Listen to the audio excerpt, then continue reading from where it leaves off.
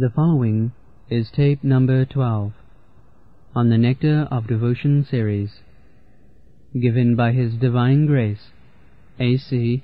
Bhakti-vedanta Swami Prabhupada, recorded between October 20th and November 14th, 1972, in Vrindavan, India. The permanent Jagat is the spiritual world. Parastasmastu bhavanya. There is another spiritual world that is Sanatan, that is permanent. This world is not permanent. So, even though it is not permanent, it can be utilized for the service of the Lord. Nirbandhe Krishna Sambandhi Jukta Vairagam Uchya. That is our philosophy. We don't take the Jagat as mitha.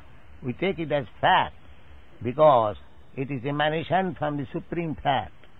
So, just like gold earring is also gold. That is not iron. Similarly, this material world is made of the external energy of Krishna. Therefore, we do not find anything here wrong. We try to dovetail everything in the service of Krishna because it is Krishna's. Just like one's property must be enjoyed by the proprietor. Krishna says that Bhoktaram Jaggatavasam Sarvaloka Maheswaram. He is the proprietor of this world. Therefore, everything dovetail in his service for his satisfaction. That is devotional service. That is the probational stage of serving Krishna. So we don't take the world as mitha.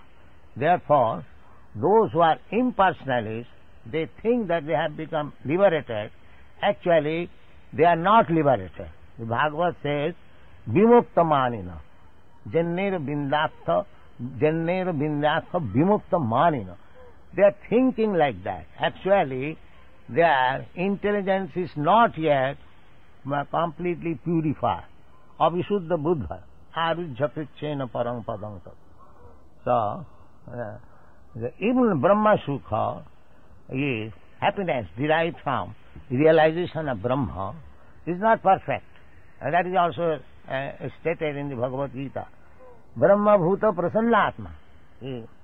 Na sochati na kaṅksati samas sarveshu bhutesu mad bhakti labhate para. That Brahma bhuta state is a preliminary qualification to enter into devotional service. But if one does not enter into devotional service, anadita jusmat anga, neglects the lotus feet of Krishna, then patanti adha. These are the statements, authoritative statements. Thank you very much. Happiness in Krishna consciousness. Srila Rupa Goswami has analyzed the different sources of happiness. He has divided happiness into three categories, which are 1. Happiness derived from material enjoyment. 2. Happiness derived by identifying oneself with the Supreme Brahman. And 3. Happiness derived from Krishna consciousness. In the Tantra Shastra, Lord Shiva speaks to his wife, Sati, in this way, quote, My dear wife, a person who has surrendered himself at the lotus feet of Govinda and who has thus developed pure Krishna consciousness can be very easily awarded all the perfections desired by the impersonalist. And beyond this, he can enjoy the happiness achieved by the pure devotee. Unquote. Happiness derived from pure devotional service is the highest because it is eternal.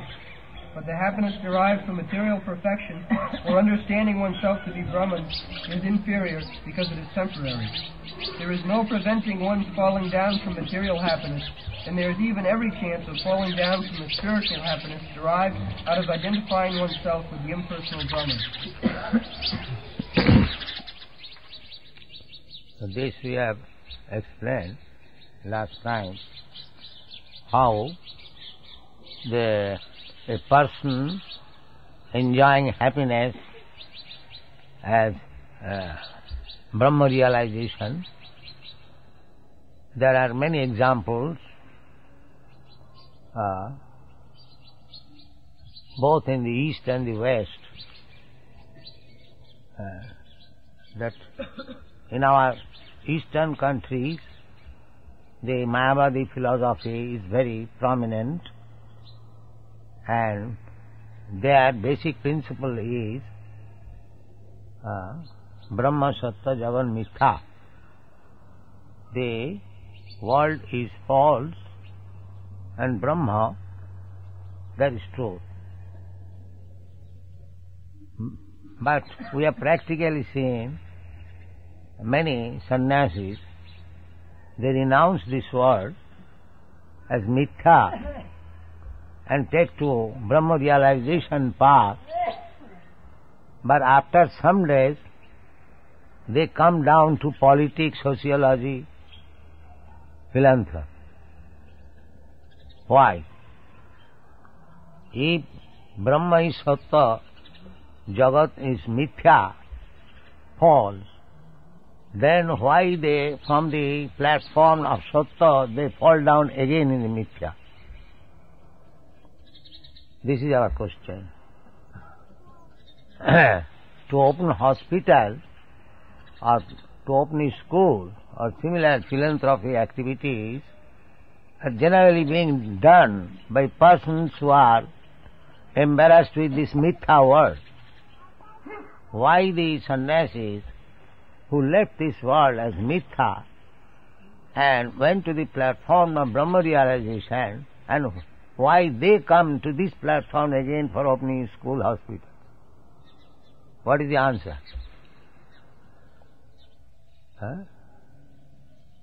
Is there any answer? That means they could not realize the happiness of Brahma. What is your opinion, Gosai?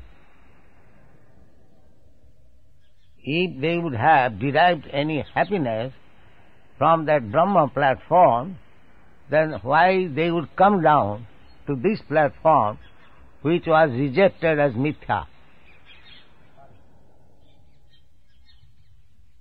So accepting that Brahma realization is real happiness, but they could not realize that happiness. Under the circumstances, they must come down to realize happiness in these varieties of material world. Because they found it better happiness by taking in politics and on political movements or opening a school, hospitals. They found better happiness in these activities. Then why they say that this Jagat Mithya, these are activities of the material world. So, the answer is given in the Srimad Bhagavatam that there such kind of Brahma realization is not fact. That Brahma realization is answered in the Srimad Bhagavatam as Vimukta Manina. They simply think that they have become liberated. Actually, they are not liberated. Otherwise, how they come down again to the platform of bondage? This is the answer. Jennera bindakha vimukta manina. Vimukta manina, these impersonalists, they are thinking falsely that they have become Narayan or liberated. Actually, it is not so. Why? Avisuddha buddha. Their intelligence is not yet purified. Because there is material attachment, that means the intelligence is still materially affected. Otherwise, how they should be materially inclined and come to the material platform? The answer is Avisuddha buddha. The intelligence is not yet purified. Why it is not purified? That is also explained. Arujya kritchena parang padam. By severe austerities, penances, they follow very strictly the rules and regulation of renouncement. That is called kritsha sadhana, difficult procedure for self-realization.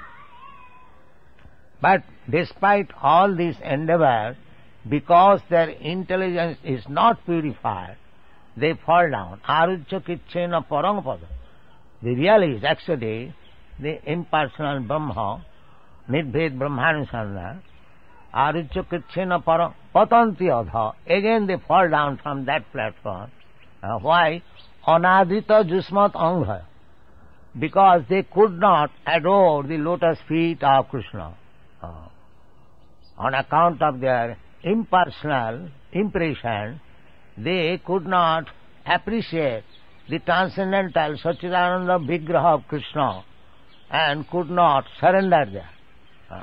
Krishna therefore says, Bahunam Janmanam Ante Jnanavan Mang Prapadat. After many births of such struggle, when actually one becomes wise, Jnanavan, he surrenders unto the lotus feet of Krishna. That is the perfection of knowledge. So, impersonal Brahma realization, Nirbhed Brahmanusandhan, is good attempt, but above that, if one cannot make progress, Brahmeti Paramatmeti Bhagavaniti Sabdate, the absolute truth, is realized as impersonal Brahma, then Paramatma, then the Supreme Personality of Godhead.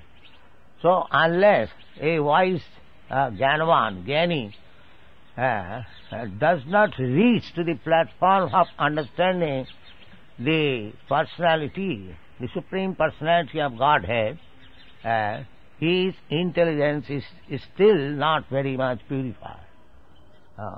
Jannera vindakha vimuktamanina tai astvabhat avisuddha buddhaya arujya kricchena parang padang tataha patanti adha anadhita jusmadam.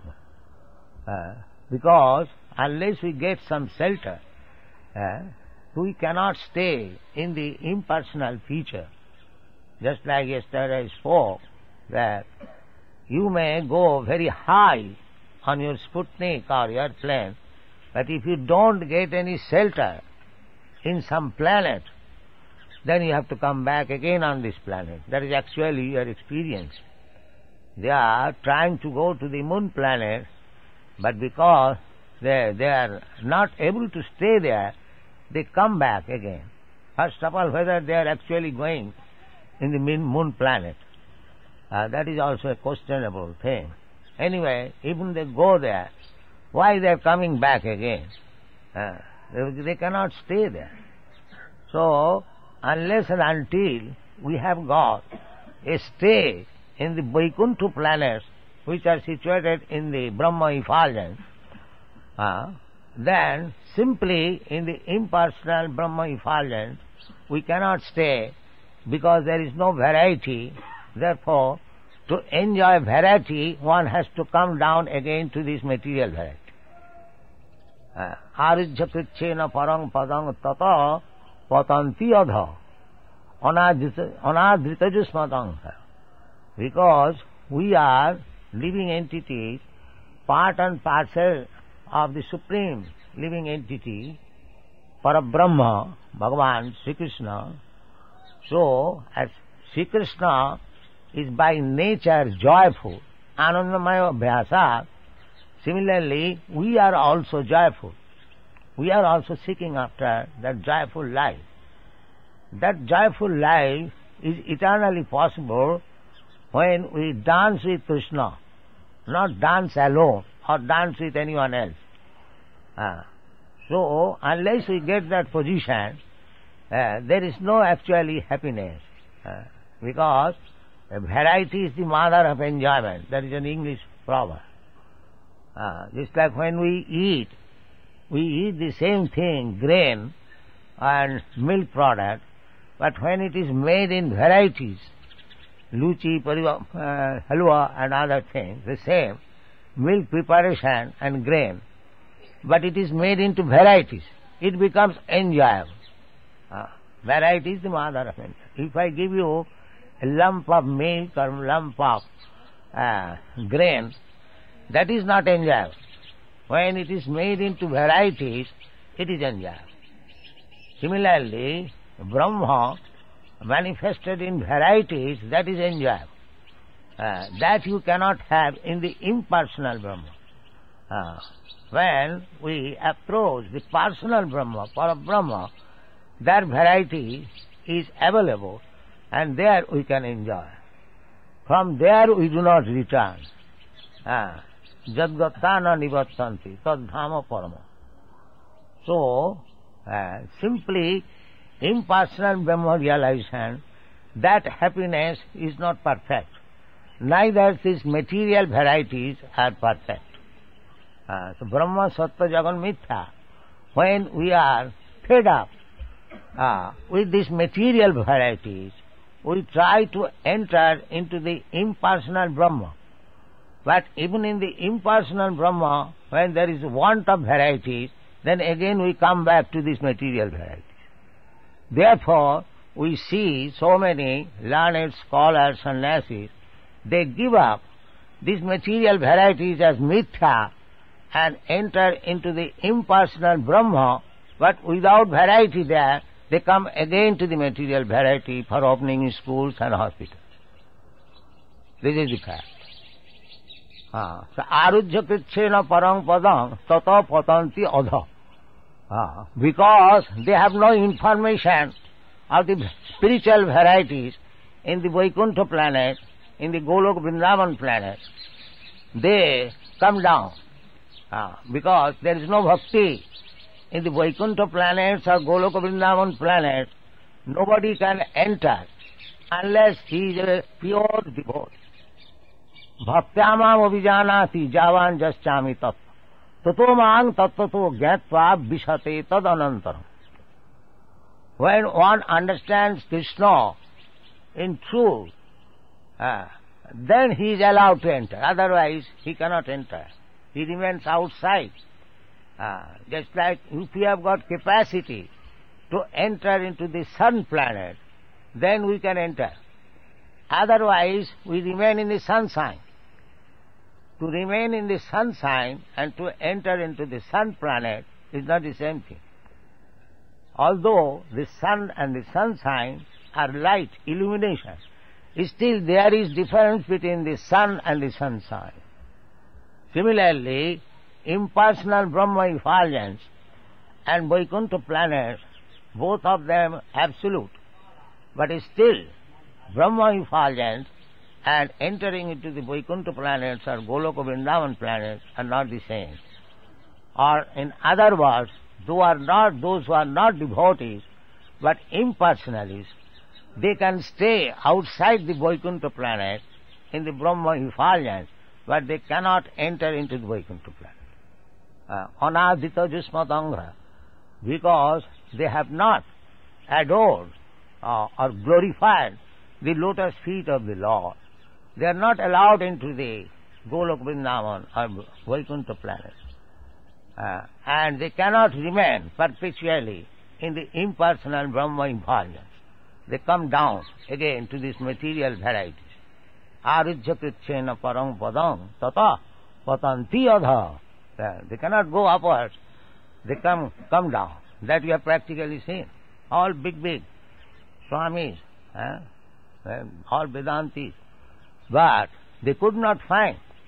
Even big Swamis, they are now taking to Bhagavad and other Vaishnava literature at the present moment. Because their own literature is finished. How long they will simply call for Brahma. Unless they come to Krishna, there is no varieties of enjoyment. Therefore here it is said that there is no one only.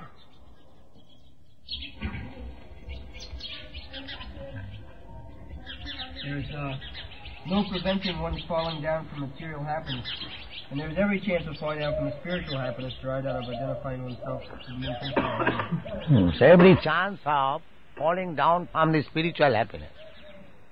That spiritual happiness, nirved brahmanusandhan, nirved, without any distinction.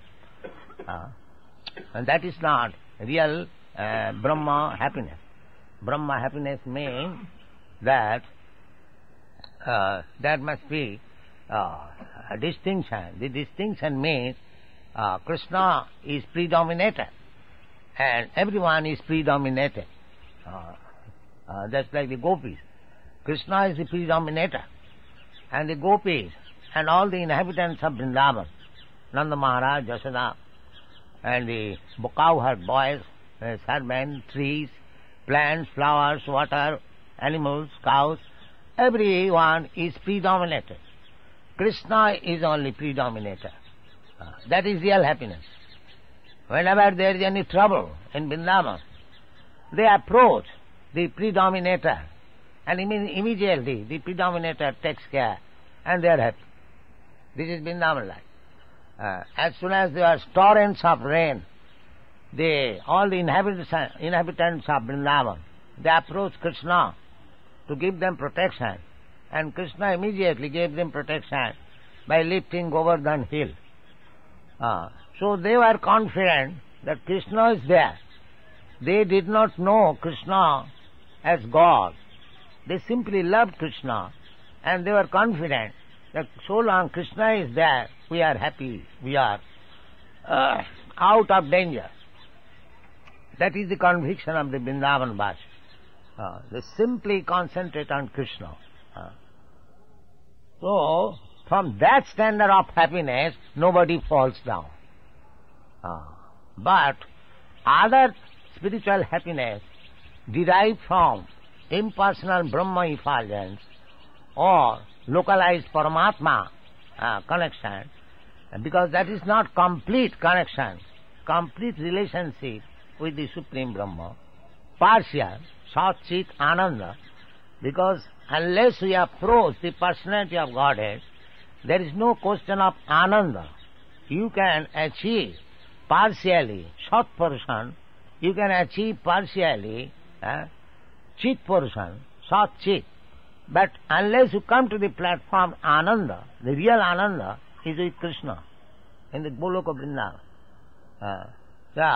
There is chance of falling down. One who does not endeavor to approach this platform of Anandamaya Abhyasa, where everything is simply Ananda. Even the birds and beasts and the flowers and the water, they are also enjoying that blissfulness. So, that is required. Kritapunna Punya. As Sukadeva Goswami said about the cowherd boys, Kritapunna Punya. Sadhang Vijarhu Kritapunna Punya. Ittang Brahma Sukhanubhutya. Dasangatanang Paradaivatena. Maya Sitanang Paradarakena. Sadhang Vijarhu Kritapunna Punya. Unless one has accumulated volumes of activities, pious activities, one cannot enter into the Goloka Vrindavan platform and enjoy with Krishna in so many capacities. Shanta, Dasa, Sakha, Vatsalya, Madhurya, Ras. That is required. Gone.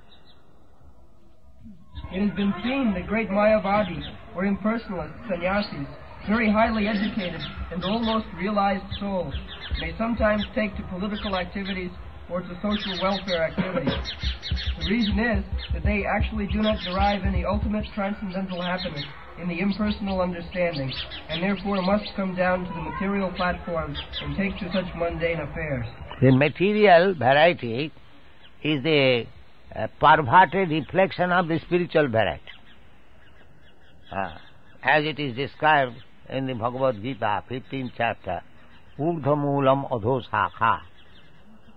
This tree, this material world, compared with Asatha Brikha, the root is upwards, and the branches and leaves are downwards. Why? Because it is reflection. Chaya or Maya. The real tree is in the Vaikuntha planet or in the spiritual world. It is only simply a reflection, just like a tree standing on the bank of reservoir of water, on the bank of a lake or a river, you'll see the tree is reflected downwards. So this description in the 15th chapter of this material world, downwards, urdhva adho shakha, means this is only a perverted reflection of the spiritual world. The real tree is in the spiritual world. The other day, who was asking about this question?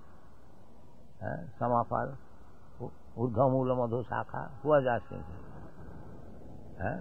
Gopal, he is not here. All right.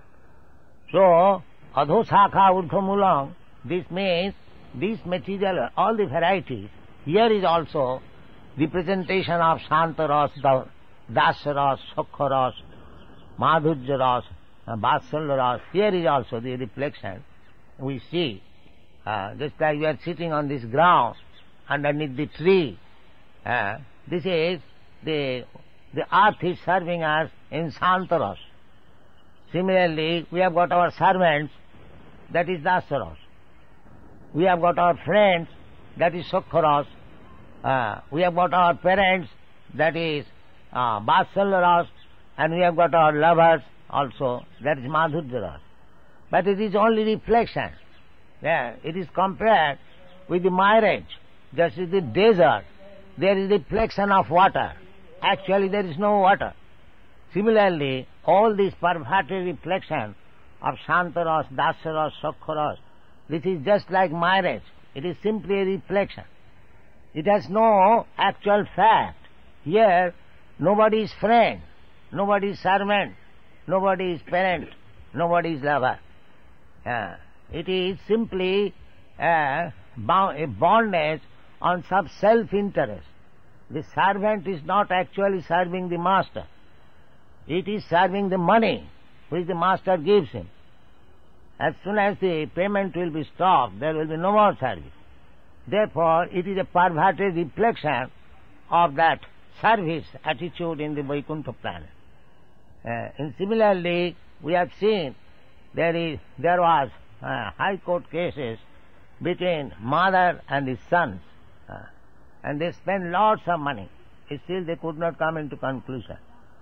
The motherly affection, the fraternal affection, they're simply a shadow. It appears to be true because the truth is elsewhere. Just like in the desert, it appears there is a great, vast mass of water, but actually there is no water. And that does not mean there is no water. The impression of water is there because there is actually water somewhere. Similarly, we are trying to test the 5 rasas in this material world because actually these rasas are there in the spiritual world. This is only reflection. Urdhva mula adho shakha. And because in the spiritual world it is a fact, we are taking these false things as fact.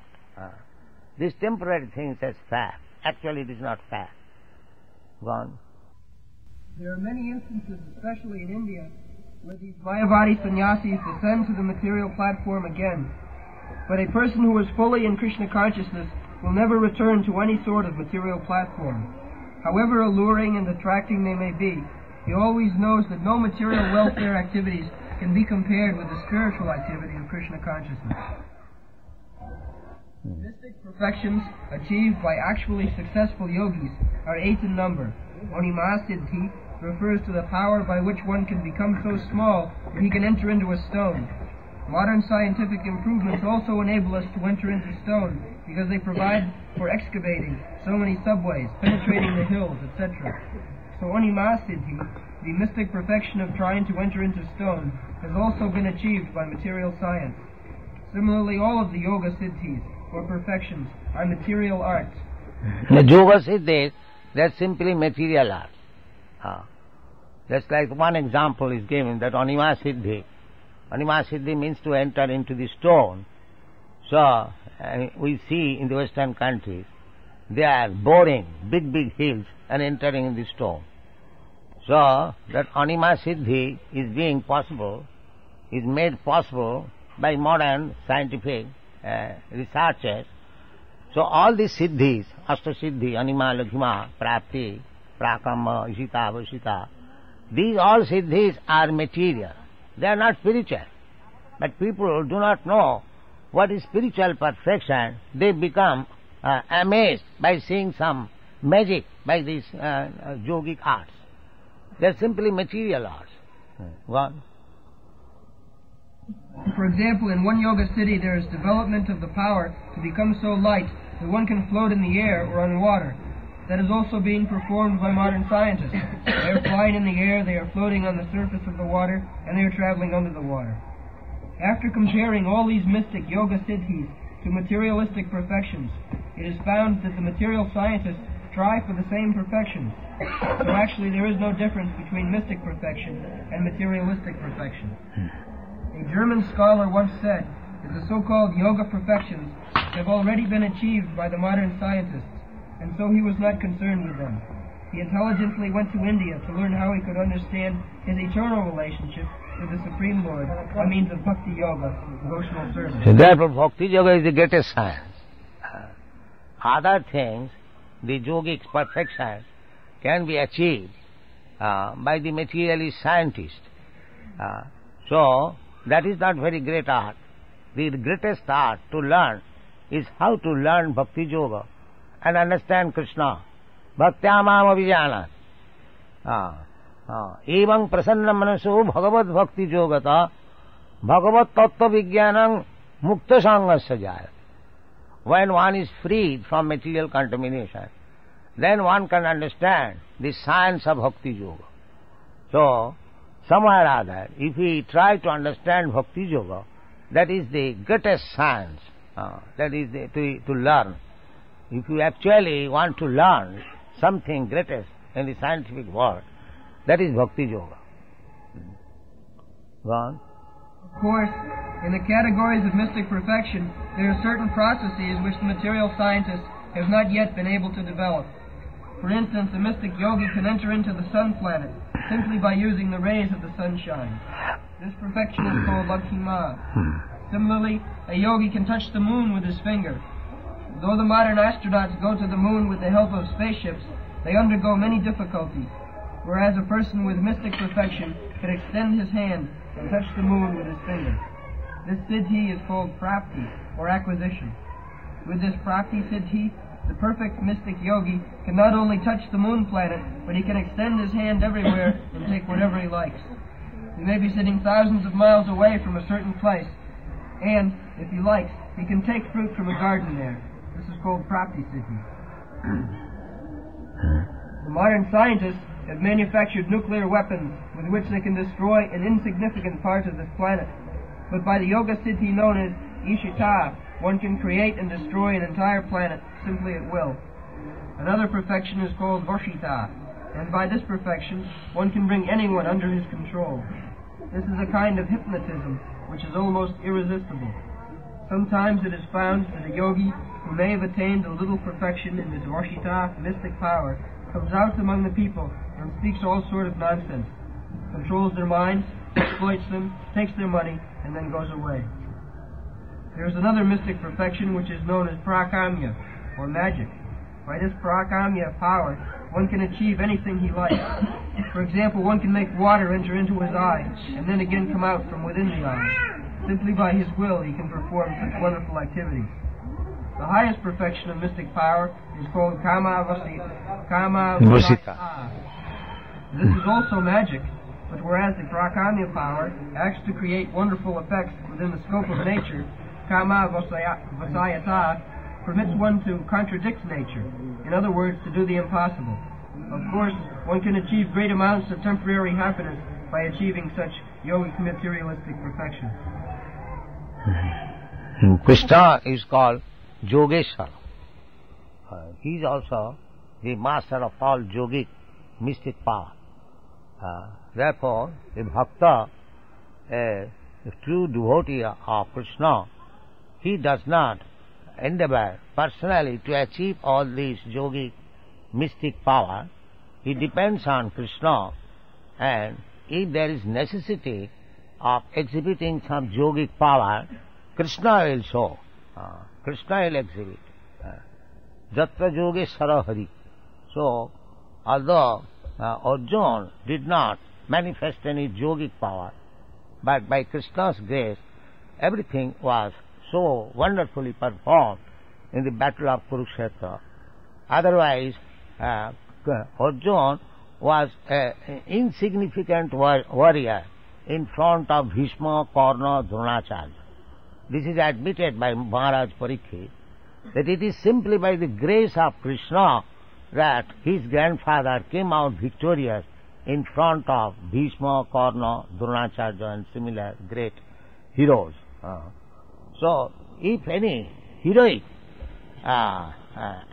action has to be shown, the devotee does not endeavor separately for showing such heroic manifestation, because it depends on Krishna. If there is need, then Krishna will show. Nimitta matra bhava sabbasati. Actually the battlefield was conducted by Krishna and he owned the victory, but officially, historically, it is said that Arjuna owned the victory. So a devotee does not require to acquire all the talents how to own victory. Krishna will do that business. A devotee has only surrendered sincerely unto the lotus feet of Krishna, then everything will be done wonderfully. Thank you very much. Foolishly, people who are enamored of the glimmer of modern materialistic advancement are thinking that the Krishna consciousness movement is for less intelligent men. I am better off being busy with my material comforts, maintaining a nice apartment, family, and sex life. These people do not know that at any moment they can be kicked out of their material situation. Due to ignorance, they do not know that real life is eternal. The temporary comforts of the body are not the goal of life, and it is due only to darkest ignorance that people become enamored of the glimmering advancement of material comforts. And therefore said that the advancement of material knowledge renders a person more foolish, because it causes one to forget his real identification by its glimmer. Bhakti-rasamrta-sindhu, he sings, Jara vidya sa mayar vaibhav. This advancement of material education means advancement of the snares of the illusory energy of Krishna, Mayar Vaibhav. Because we are already enamored by the glimmer of this material world, just like the insects are attracted by the fire. They, with great force, enter into the fire without knowing that he is going to die. His forceful entrance into the fire means his sure death. Actually, we are seeing, especially in the Western countries, these motor car civilization, when he run on the motor car, especially with high speed, it is always we think that any moment danger can take place. You remember you are driving your father's car, 80 miles, so I ask him, don't go so fast. So, the materialistic way of life is that we create some so-called comforts of life for temporary enjoyment, but at the same time we take the risk of so many dangerous conditions. In the Shastra it is said that this place is padang padang jad vipadang. In every step there is danger. Although we are trying to mitigate all kinds of discomforts, it is simply changing the burden from head to the shoulder. Just like a coolie carrying some burden, when he feels uncomfortable, he changes the burden from head to the shoulder. But actually, that is not mitigating the pains of burden. Similarly, we are trying to get material comforts by manufacturing or inventing so many scientific discoveries, but that is not actually getting happiness. It is simply changing the position. Exactly, you just consider in your country especially, you have got many motor cars, but riding on motor cars, how much dangerous conditions you accept. Everyone accepts. So this kind of changing the course of discomfort, actually it is a place for discomfort. You cannot expect real comfort within this material world. It is a place, because Krishna himself certifies this place. Dukkhalayam asasat. It is a place for miserable condition of life. Now, how you can make a happy place? That is not possible. So our attempt to make us happy, the example is given just like to take the heavy burden from head to the shoulder. That's all. Changing the place. Now we are creating so many problems. You know, you have got many cars, many roads, but still you have to construct highways or flyways, one road after another, one road after another. Still there is congestion, still there is accident. So in this way we cannot be comfortable. This is a vain endeavor. Durasayaji vahiratha manina. They are unnecessarily, hopelessly trying to become happy within this material world. And people, the so-called scientists, so-called advancement of material education, means now the scientists say that they have finished their business, they have no more to discover. But the discomforts of life still is there, as it was 200 years ago. Still, I think it is more acute now than 200 years ago. So in this way, we cannot. Another example is that just like we dream something dangerous, a tiger is coming, a snake is coming. Sometimes we want to change to another sort of dream. Those who have got practical experience. Dreaming another dream in dream. Similarly, our attempt, so-called attempt to become comfortable in this material world and manufacturing some ways of comfort, it is simply useless endeavor. Because such kind of artificial endeavoring will not make us happy. Real happiness is, as we are trying to manufacture so many things, as Krishna says, real happiness is there. Sarva dharman parityajya mamekam saranam. To take shelter of the lotus feet of Krishna. Samasritam ji padapallavam plavam. Mahat padang punna jasu mudar. That is required. We have to take shelter of Mukunda, Murari, Krishna. Then we will be happy. Gone. This is doomed for him because this human form of life is meant for getting out of the material contamination. By the advancement of material knowledge, people are becoming more and more entangled in material existence. They have no hope of being liberated from this catastrophe. In the Hari Bhakti-rasamrta-sindhu, it is stated that Prahlad Maharaj, a great devotee of the Lord, prayed to Nrsimhadeva, the half-lion, half-man incarnation, as follows, quote, "My dear Lord, I repeatedly pray unto your lotus feet that I may simply be stronger in devotional service.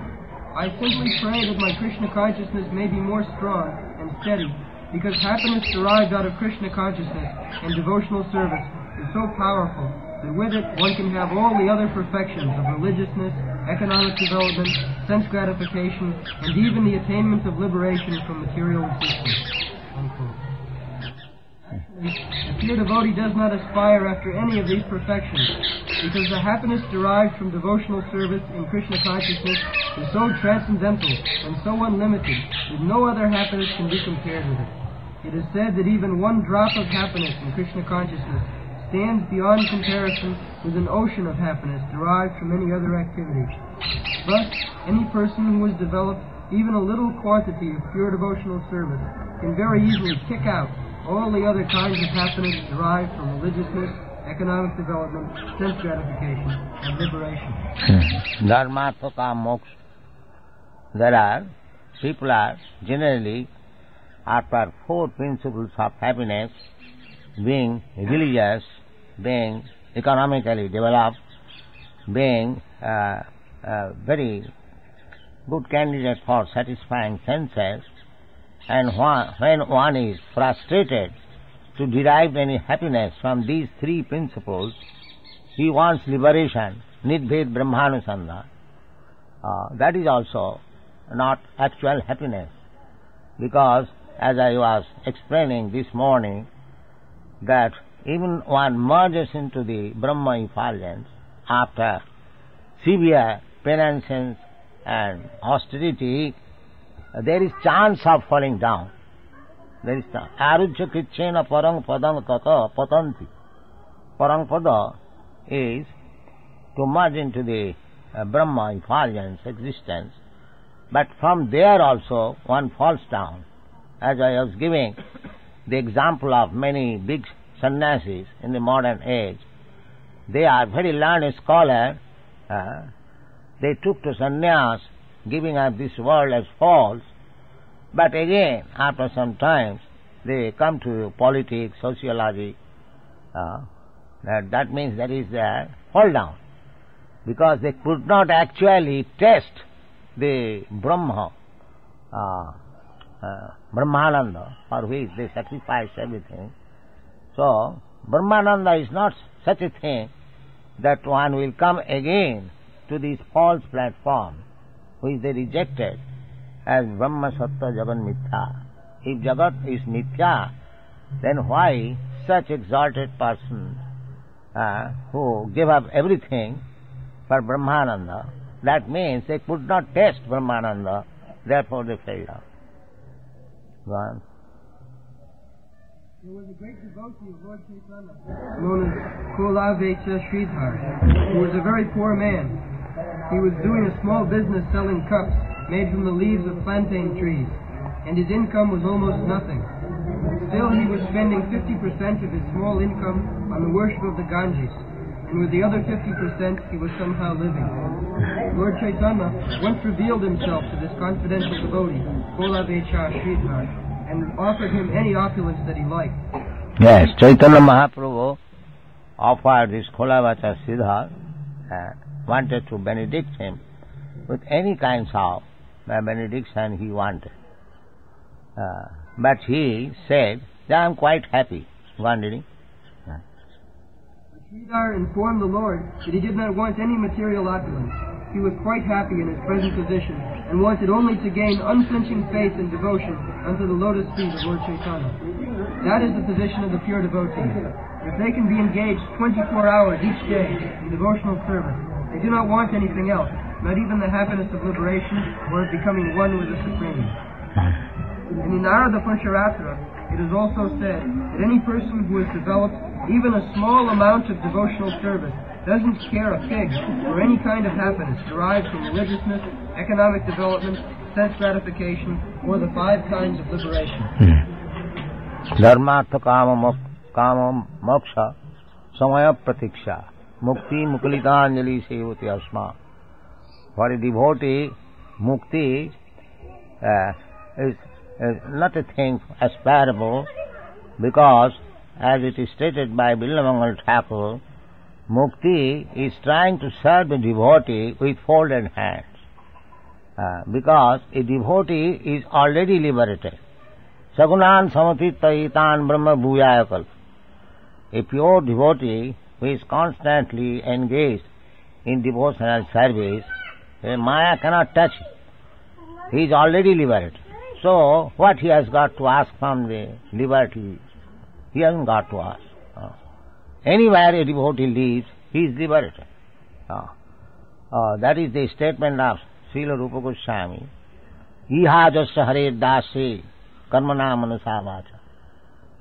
anyone who is simply engaged in the devotional service of the Lord by his activities, karmana, by his mind and by his words, such person is always liberated in any condition of life. Ihajasya Harirdas.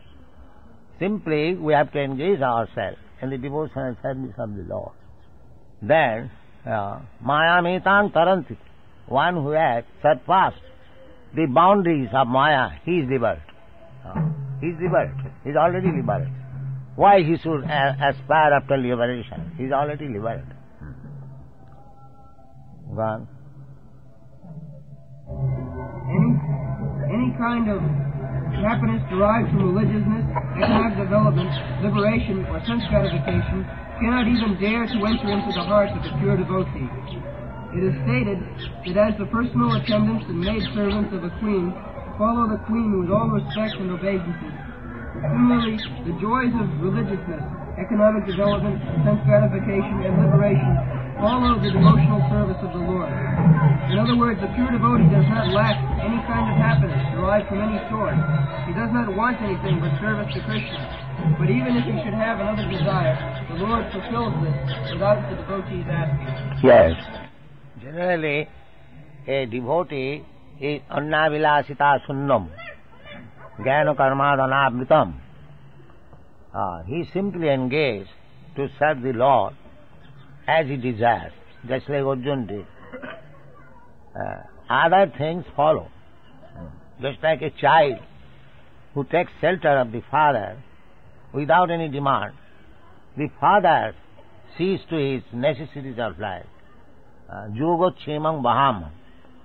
Krishna, one who is fully surrendered unto Krishna and is engaged in his devotional service, he would see what is the necessity of his life, what does he require. Yoga chemam baham. This is the process. Gone. Pure devotional service. In the preliminary phase of spiritual life, there are different kinds of austerities, penances, and similar processes for attaining self-realization. However, even if an executor of these processes is without any material desire, he still cannot achieve devotional service. And aspiring by oneself alone to achieve devotional service is also not very hopeful, because Krishna does not agree to award devotional service to merely anyone. Krishna can easily offer a person material happiness, or even liberation, but he does not agree very easily to award a person engagement in his devotional service. This is very confidential. To attain Krishna's service, that is not so easy. You can get liberation if you want from Krishna. Krishna can give very easily, or any material opulence. But to give engagement in devotional service, that requires very sincerity. As it is stated by Rupa Goswami, annavilasita sunnam. People generally go to temple and churches for mitigating some material wants. Artha arthat, jignashi jnani. Artha arthat, generally people go to Krishna to mitigate some material distresses, artha, or one who is in need of money. Just like Dhruva Maharaj, he went to Krishna, he went to worship Krishna under the instruction of his mother in the forest with a desire to achieve the kingdom of his father, or better kingdom than his father. That was his aspiration.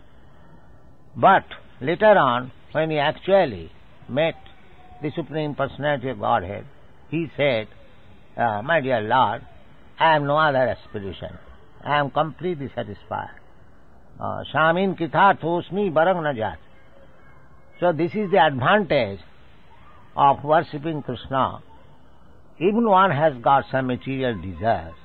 That material desires will be fulfilled.